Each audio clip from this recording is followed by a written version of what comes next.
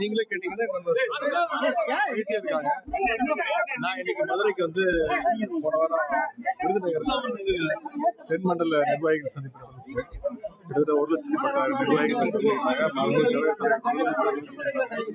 அதுக்கு நன்றி தெரிவிக்கிறதுக்காக இன்னைக்கு மதுரையில வந்து ஒரு பாராட்டு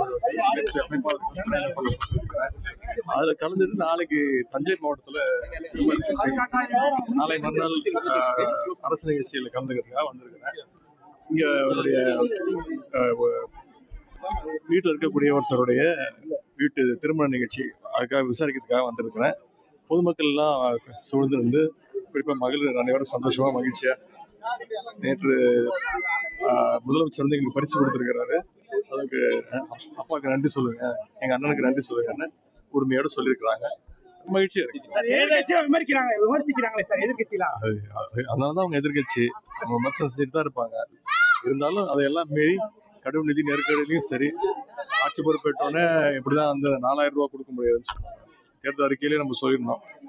ஆட்சி பொறுப்பு ஏற்ற உடனே தலைவர் வந்து 2,000 ரூபாய், அடுத்த மாசமே 2,000 ரூபாய் கொரோனா நிவாரண நிதி கொடுத்தாங்க. அது மாதிரி மகளிர் உதவித்தொகை கொடுக்கவே முடியாதுன்னு சொன்னாங்க. 2022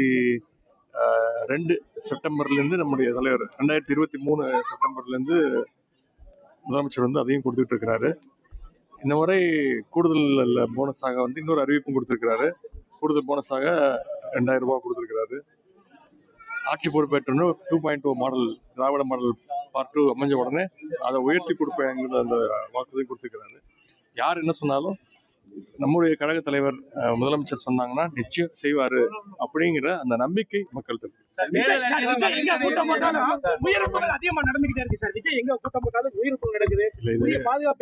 இதெல்லாம் நீங்க வந்து யார்கிட்ட சரியா நீங்க யார்கிட்ட கேட்கணும், நானா என்கிட்ட கேட்கணும். நீங்க உண்மையாவே யாரு இதுக்கு பொறுப்பெடுத்து யாருக்கு பதில் சொல்லுங்க? அண்ணாவே திமுக அவர் பொறுத்த ஆரம்பிச்சாரு. அவர் வந்ததுக்கு அப்புறம்